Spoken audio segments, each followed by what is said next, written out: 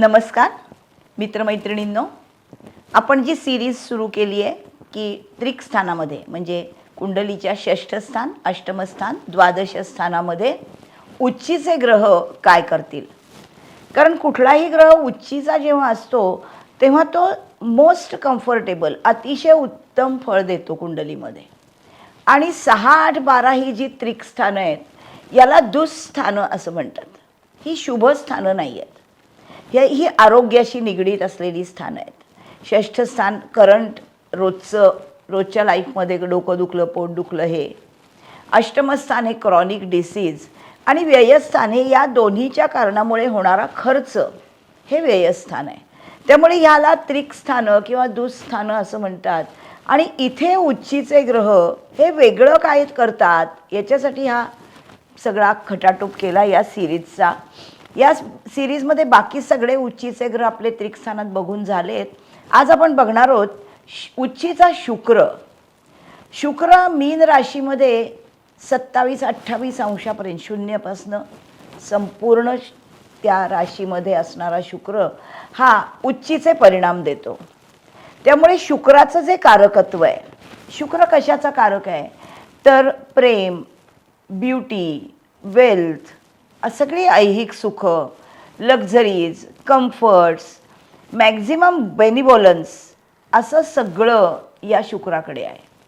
मग हा त्रिकस्थानामध्ये आला की यातल्या कुठल्या गोष्टींवरती काय परिणाम होतो ते आपल्या कुंडलीमध्ये दिसतं.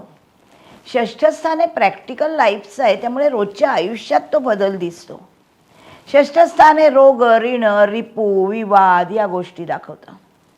उच्चीचा शुक्र म्हणजे मीन राशीतला शुक्र जेव्हा षष्ठ स्थानामध्ये येतो तेव्हा कुंडली असते तूळ लग्नाची.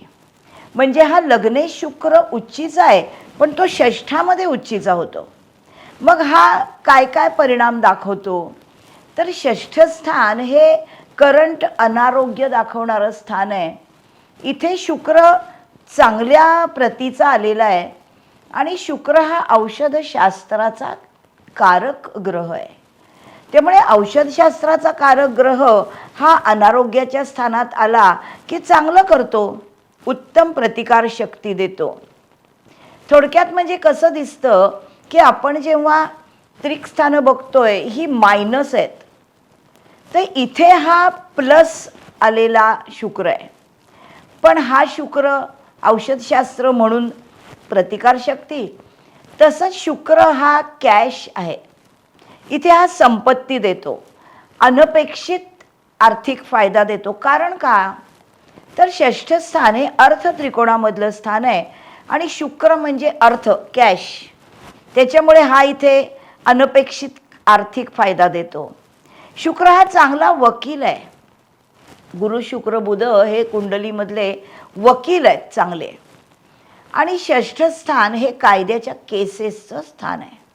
त्यामुळे या कायद्याच्या केसेसमध्ये हा शुक्र उच्चीचा जो आहे हा अतिशय उत्तम विजयी होतो. पण हा ग्रह विलासी आहे, दागदागिन्यांची आवड असणारा आहे. मूळ सप्तमेश आहे हा, कारण निसर्ग कुंडली मेष लग्नाची असल्यामुळे सप्तमामध्ये तूळ रास येते. म्हणून निसर्ग कुंडलीप्रमाणे हा सप्तमेश आहे, तो षष्ठात उच्चीचा आला. त्याच्यामुळे वैवाहिक आयुष्यामध्ये माणसाला तडजोड करावी लागते. शुक्र हा लग्नेश इथे आलेला आहे उच्चीचा आणि हा उच्चीचा मीनेमध्ये होतो, त्यामुळे समर्पण दाखवतो. म्हणून इथे वैवाहिक आयुष्यामध्ये हा माणूस काय समर्पण करून ऐहिक आयुष्याच्या बाहेर जाणं हे वैवाहिक आयुष्याचं ध्येय नाही आहे. त्यामुळे वैवाहिक आयुष्यामध्ये इथे जरा तडजोड करावी लागते माणसाला. आता पुढचं जे त्रिक स्थान आहे ते आहे अष्टमस्थान. अष्टमस्थानामध्ये उच्चीचा शुक्र म्हणजे सिंह लग्नाची कुंडली आणि अष्टमामध्ये 12 आकड्यामध्ये शुक्र. त्यामुळे हा जरासं गूढतेकडे जाणारा आहे, कारण अष्टमस्थान हे गूढ ज्ञानाचं स्थानच आहे. गूढ आणि मिश्र असं फळ देतो.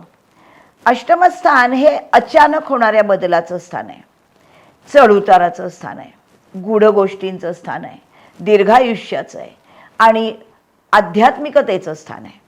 इथे अचानकपणे हा शुक्र सासूरवाडीचं धन अचानक देतो, कारण सप्तमाचं हे धनस्थान आहे. सप्तमस्थान म्हणजे आपला जोडीदार, आणि सप्तमाचं कुटुंबस्थान म्हणजे जोडीदाराचं कुटुंबस्थान म्हणजे आपली सासूरवाडी. त्याच्यामुळे हा शुक्र अचानकपणे सासूरवाडीचं वारसाचं धनही मिळवून देतो. इथे चढउताराचं हे स्थान असल्यामुळे शुक्र हा लैंगिकतेचा कारक आहे, लैंगिक मानसिक समाधान देणारा ग्रह आहे. हा दुस्थानामध्ये काय उपयोगाचा, त्यामुळे इथे थोडं असमाधान दिसतं. शिवाय इथे कधी कधी जर समजा या उच्चीच्या शुक्राबरोबर शनी राहू असे पापग्रह आले किंवा हर्षल आला, जनरलमध्येच असा नियम आहे ना हा, की शुक्र हा नैसर्गिक शुभग्रह आहे आणि त्याच्याबरोबर पापग्रहाची युती ही वैवाहिक संबंधामध्ये चांगली नाही.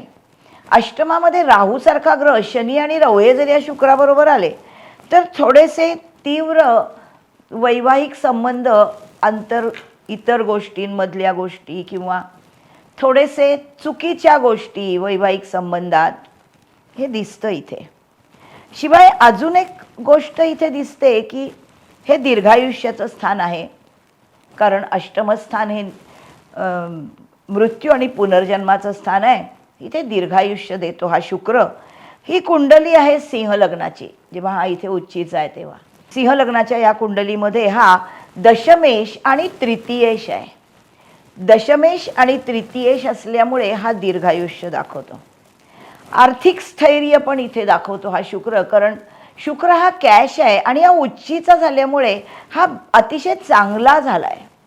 मग इथे जेव्हा विंडफॉल गेन दिसतात अष्टमामध्ये, त्यावेळेला लॉटरी विमा याच्यामधून मिळणारा पैसा. पण या अष्टमातल्या शुक्रावर परत हीच गोष्ट जर पापग्रहांचा प्रभाव असेल तर अनैतिक संबंध असण्याची शक्यता असते. अर्थात या सगळ्या परिणामांसाठी सर्वात महत्त्वाचं काय बघायचं तर लग्नेश कसा आहे. लग्नेश बलवान असेल, लग्नेश आहे रवी, हा जर बलवान असेल कुंडलीमध्ये, पंचमात असेल, दशमात असेल, षष्ठात असेल, लग्नी असेल तर वाईट परिणाम देत नाही हा शुक्र. यानंतर आपण बघूया तिसरं त्रिकस्थान द्वादश स्थान. इथे येणारा उच्चीचा शुक्र म्हणजे कुंडली आहे मेष लग्नाची. मेष लग्नाच्या कुंडलीमध्ये व्ययस्थानामध्ये 12 आकड्यामध्ये आलेला उच्चीचा शुक्र हा समर्पणाचं सुख देतो माणसाला. आध्यात्मिकता, परदेशी संबंध, खर्च हे सगळं इथे आहे. आणि शुक्र हा विलासी ग्रह असल्यामुळे खर्चिक असतो माणूस, सहज त्याच्या हातनं पैसा निघून जातो. उत्तम आर्थिक स्थिती मात्र देतो हा, कारण हा षष्ठाकडे बघतो, स्वतःच्या कामामधून उत्तम पैसा देतो. हा परदेशी जाण्याच्या स्थानामध्येच आहे, त्यामुळे परदेशी नागरिकत्व, परदेशी व्यवहार, परदेशी माणूस असं असतं. व्यक्तीला जेव्हा शुक्राशा संबंधी आपण बोलतोय तेव्हा व्यक्ती अतिशय लोभस, आकर्षक, रसिक, कलावान, संगीत, डिझाईन, फॅशन या क्षेत्रांमध्ये उत्तम यश मिळवू शकते. तसंच मीन राशीचं हे स्थान आहे. मीन रास ही गुरुची चॅरिटी करणारी रास आहे आणि हा इथे उच्चीची जागा दिली शुक्राला मीन राशीत गुरुनी, त्यामुळे हा माणूस परोपकारी आणि दानशूर असतो. हा शुक्र जो आहे हा अतिशय प्रभावान आहे. लैंगिक आकर्षण हे मात्र याला थोडं जास्त आहे, कारण शुक्र हा लैंगिकतेचा कारकच आहे.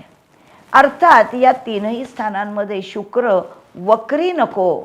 कुंडलीमध्ये शुक्र वक्री असणं, त्याची अष्टमावर दृष्टी असणं, धनस्थानावर दृष्टी असणं, षष्ठ द्वादशाशी संबंध असणं, हे एकूणच माणसाच्या आयुष्यामध्ये समाधानकारक लैंगिक सुख देणारं नाही किंवा त्याला खूप चांगली प्रतिष्ठा त्या बाजूने मिळणारं असं हे परिणाम हा शुक्र देत नाही.